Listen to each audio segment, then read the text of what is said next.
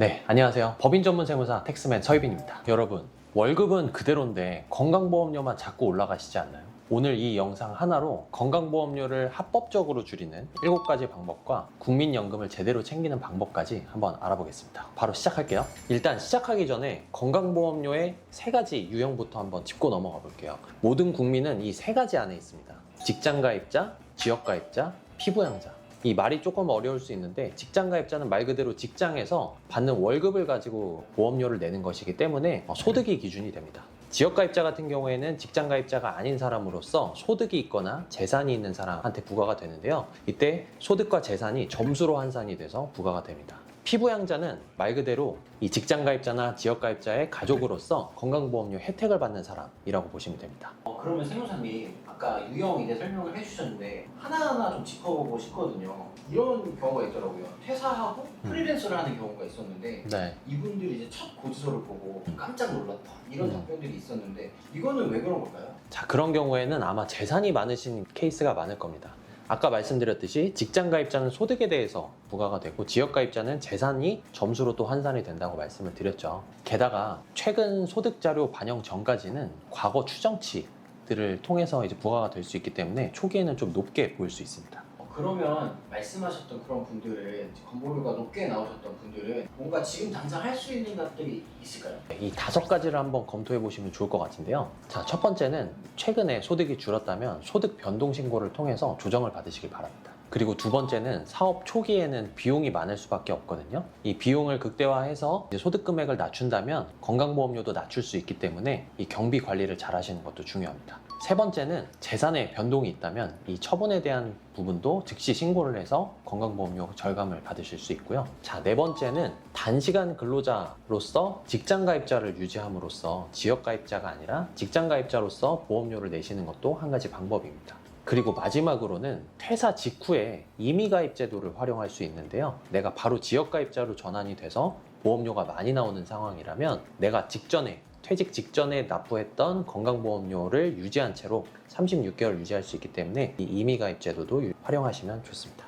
그래서 이렇게 억울하게 건강보험료 많이 내고 계신 분들은 이 5가지 한번 꼭 체크해 보시기 바랍니다. 그래서 이렇게 뭐가 뭔지 모르겠고 혼자 하시기 힘드신 분들은 저를 찾아오시면 잘 도와드리겠습니다. 그럼 세무사님 말씀하셨던 것 중에 피부양자 자격이 조금 궁금해지는데 이거는 어떻게 올라가면 뭐 보험료가 있고 뭐 이런 것들이 있더라고요. 이 피부양자에 대한 기준에 대해서도 알 수 있을까요? 자, 피부양자로 올라가면 참 좋죠. 나는 보험료를 안 내고 혜택을 받으니까. 근데 이때 재산과 소득 기준이 있습니다. 재산 같은 경우에는 재산세 과세 표준이 5억 4천만 원 미만이어야 되고 이자 배당, 근로연금 기타 모든 소득을 합쳐서 2천만 원 미만이어야 됩니다. 특히 어떤 직장이 없다고 하더라도 금융소득이 있거나 임대소득이 있으신 분들은 이 피부양자 자격에서 박탈되는 경우가 많기 때문에 이 부분을 꼭 확인하시면 좋습니다. 그러면 피부양자에서 내가 제외가 됐다면 다시 피부양자가 될 수 있는 방법 같은 것도 있는 걸까요? 내가 어떤 소득으로 인해서 피부양자 자격이 박탈됐다면 그 소득이 또 일시적이었다면 그 다음 해에 피부양자 자격을 다시 재심사 요청을 할 수가 있습니다. 개개인이 소득 증빙을 정확하게 관리하는 것이 관건입니다. 그럼 세무사님 예를 들어 지역가입자의 경우에는 실전 팁 같은 게 좀 정리된 게 있을까요? 자, 제가 그래서 체크리스트 7가지를 한번 준비해봤습니다. 이 영상 보시고 꼭 돈 버시는 분 계실 거예요. 첫 번째는 내가 전년도 대비해서 소득이 줄었다면 소득 조정을 통해서 건강보험료를 줄일 수 있습니다. 나의 사업자가 휴업이나 폐업 또는 영업 중단이 된 경우에 이 제도를 활용할 수 있고 대신에 내가 전년도 대비해서 이자나 배당이 줄었다라고 해서 이 제도를 신청할 수는 없습니다. 두 번째는 프리랜서 분들 주목하시면 좋겠는데요. 내가 일을 하다가 지금은 일을 안 하고 있다라고 했을 때 이 해촉증명서라는 걸 통해서 다음 달부터 건강보험료가 부과가 되지 않게끔 할 수 있습니다. 이 해촉증명서라는 거는 내가 어떠한 곳에서 일을 하다가 지금은 그만두었다라는 것을 증명하는 서류로서 건강보험료 공단에 제출을 하시면 그 다음 월 건강보험료부터는 부과가 안 됩니다. 네, 그리고 세 번째는 재산에도 변동이 있다면 이걸 즉시 신고하는 것이 좋은데요. 내가 주택을 매도했거나 아니면 이 재산에 보증금도 포함이 되거든요. 그래서 보증금 금액이 내려갔거나 했을 때 이 재산에 대한 부분도 조정 신청을 해서 건강보험료를 절세할 수 있습니다. 자, 네 번째는 저번 릴스에서도 한번 말씀드렸던 내용인데요. 해외에 장기간 출국하는 경우, 이 장기간은 3개월을 얘기하는데 3개월 이상 출국하는 경우에는 그 출국한 기간 동안은 지역가입자로서의 건강보험료 부과를 안 받을 수 있습니다. 그래서 장기간 해외에 체류하실 분들은 이 제도를 꼭 활용하시는 게 좋겠습니다. 네, 다섯 번째는 소득 하락뿐만 아니라 실직이나 재난, 휴업까지도 건강보험료 조정을 받을 수 있으니까 이 부분 꼭 활용하시길 바라고요. 여섯 번째는 지역가입자로서 내가 재산 때문에 보험료가 너무 많이 나온다 라고 하면 단시간 근로자로서 내가 직장가입자 되는 방법도 굉장히 효과적입니다. 마지막 일곱 번째는 내가 피부양자로서의 요건을 만족했다 라고 하면은 다시 피부양자로서 자격 신청을 해서 보험료를 절감할 수 있습니다. 연금은 많이 내야 많이 받는 말일까요? 네, 틀린 말은 아니죠. 근데 요새 국민연금이 사회적으로도 많이 이슈화가 되고 국민끼리 세대 간 갈등이 있는 것도 사실인데, 국민연금 관련해서는 추후 납부 제도라는 걸 한번 설명드려볼까 해요. 내가 실직이나 육아로 인해서 그 경력이 좀 단절된 기간 동안 국민연금 납부를 못했다면 이 가입 기간이 줄어들기 때문에 나중에 받을 수 있는 연금 금액이 좀 줄어듭니다. 이때 내가 추후 납부 제도라는 걸 통해서 내가 가입하지 못한 기간을 늘려놓으면 가입 기간이 늘어나기 때문에 추후 받는 연금액이 드라마틱하게 올라갈 수가 있습니다. 이 추후 납부 보험료라는 것은 내가 이번 달 낼 보험료 곱하기 내가 납부하지 않은 기간 동안, 이 기간을 곱해서 산정하고요. 이때 포인트는 납부 시점의 보험료율과 소득 대체율이 적용된다는 점입니다. 많은 분들이 알고 계시다시피 이제 국민연금이 9%에서 점진적으로 13%로 올라갈 예정이고, 당장 내년에 9%에서 9.5%로 올라가게 됩니다. 그래서 추후 납부 제도를 활용하실 분들은 꼭 올해 말까지 납부를 완료하시는 게 조금 더 좋을 것 같습니다. 이때 내가 굳이 가입 기간을 늘려서 지금 목돈을 쓰는 게 맞느냐라는 질문을 하시는 분들이 많으신데요. 이때는 각 담당자에게 상계월수를 한번 여쭤보시는 것도 좋습니다. 이 상계월수라고 하는 거는 내가 투입한 원금 대비해서 내가 연금으로 찾아오는데 걸리는 시간이거든요. 그게 만약에 상계월수가 120개월이다. 그러면 내가 연금을 수령하고부터 10년이 지나면 원금은 회복이 된다는 겁니다. 근데 내가 20년을 받는다? 그러면 원금의 2배를 받게 되는 거죠. 그래서 상계월수는 짧으면 짧을수록 좋다, 이렇게 보시면 되고, 이 기간이 제가 봤을 때는 10년 정도 미만에 있다라고 하시면 이 추후납부 제도는 적극 활용하실 필요가 있을 것 같습니다. 그러면 세무사님, 맞벌이,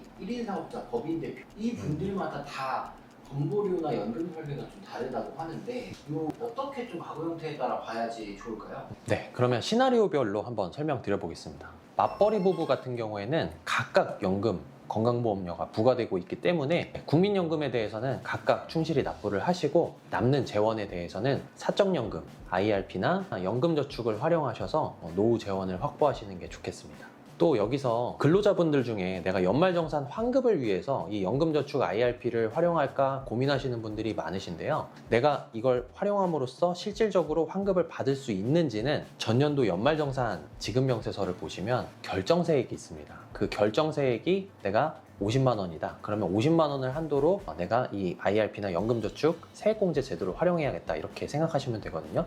이거에 대한 부분은 따로 릴스로 한번 편성을 해보도록 하겠습니다. 자영업자분들 중에서 지역가입자이신 분들은 내가 보험료가 많이 나온다면 소득 때문인지 재산 때문인지 이 부분을 한번 체크해 보시는 게 좋겠고요. 내가 만약에 소득 때문이다 라고 하면은 빠지고 있는 비용이 없는지 경비 관리를 잘 해보시고, 재산 때문이다 라고 하시는 분들은 내가 하고 있는 사업을 법인으로 전환할 수 있다면 법인으로 전환하셔서 직장가입자를 유지하심으로써 이 재산에 대한 건강보험료는 빠지게 하실 수가 있습니다. 그리고 저희한테 가장 많이 문의 주시는 분들이 바로 법인 대표님들이신데요. 법인 대표님들은 법인으로부터 급여나 배당을 받으실 수가 있는데, 급여 같은 경우에는 막바로 4대 보험료가 부과가 됩니다. 근데 배당 같은 경우에는 연에 2천만 원까지는 건강보험료가 별도로 부과가 되지 않고도 가져올 수 있기 때문에 연에 2천만 원 정도는 꼭 배당을 확보하시라, 이렇게 말씀을 드리고 있습니다. 자, 그리고 마지막 퇴직자이신데요. 최근에 퇴직하신 분들은 지역보험료가 너무 많이 나오신다고 하면은 임의가입을 통해서 36개월 동안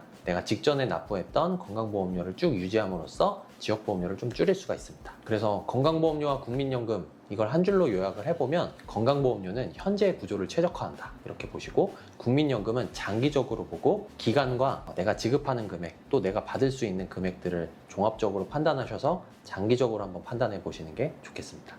세무사님 설명을 들을수록 이게 단기간에 뭔가를 설계하는 것보다 인생을 길게 보고 좀 장기적으로 설계하고 조율하고 신경 쓰는 게 중요할 것 같은데요. 요즘에는 은퇴 관련돼서도 좀 많이 문의를 주시잖아요. 조기에 하는 게 나은지 좀 연기시키는 게 나은지, 이때 조기 노령연금 관련돼서 빨리 받는 게 이득인지 이 부분에 대해서도 한번 설명 부탁드려도 될까요? 네, 조기 노령연금은 내가 최대 5년 빨리 연금 수령 신청을 하게 되는 건데요. 이때 1년에 6%씩 감액이 되기 때문에 내가 최대로 빨리 받는다. 5년 빨리 받으시면 65, 30 해서 30%가 감액되기 때문에 70%밖에 못 받으십니다. 그래서 제 생각에는 핵심은 두 가지입니다. 첫 번째는 평균 수명 관점에서 내가 오래 받을 자신이 있고 다른 소득원이 현재 있다면 이거는 조기 노령연금을 신청하시기보다는 조금 더 연기하시는 게 좋겠다라는 생각이 들고요. 두 번째는 현금 흐름 관점에서 내가 당장의 수입원이 없고 돈이 필요하다고 하면 조기 노령연금을 신청할 수 있지만 아까 말씀드린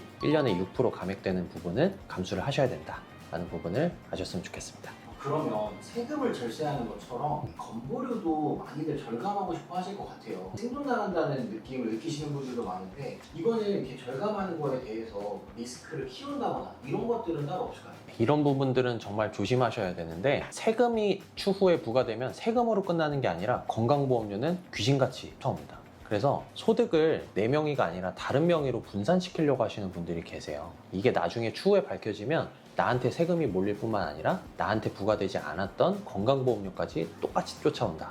이 부분 명심하셔야 되고, 두 번째로 내가 눈에 보이지 않는 소득이 있다고 피부양자 자격을 계속 유지하시다가 국세청에서 발각이 돼서 소득 신고가 됐다. 그러면 건강보험료 똑같이 쫓아옵니다. 그래서 임대 수입이나 부수입 같은 숨은 소득은 합산 관리가 필수적입니다. 항상 이거를 감추고 넘어가야지 하시는 분들은 나중에 큰 코 다치실 수가 있습니다. 그래서 이 부분 꼭 기억해 주시기 바랍니다. 오늘 내용 한번 종합적으로 정리를 해보겠습니다. 첫 번째는 건강보험료 부분인데요. 내가 지역가입자일 때 소득이 변동되거나 재산이 변동됐다 하면 이 조정신청 제도를 꼭 활용하시고, 내가 재산 때문에 보험료가 많이 나온다 하시면 직장가입자가 될 수 있는지, 법인 전환을 하시던지 단시간 근로자로서 일을 하시던지를 통해서 보험료 절감하시는 방법, 그리고 내가 피부양자가 될 수 있는 요건인지 확인을 하셔서 피부양자가 되는 것이 가장 보험료를 아끼는 길이다 말씀드리고, 국민연금 같은 경우에는 추후납부제도 부분을 말씀드렸는데요. 2030 세대들은 아직 활용하시기는 조금 힘들지만 4050 세대 분들 같은 경우에는 추후납부 제도를 꼭 활용하셔서 가입 기간을 늘리고 추후 받을 연금을 극대화하시기를 바랍니다. 오늘 얘기는 여기까지 해보려고 하는데요. 건강보험료나 국민연금 관련해서 궁금증이 해소되셨기를 바라고, 궁금증이 해소되셨다면 구독과 좋아요 부탁드립니다.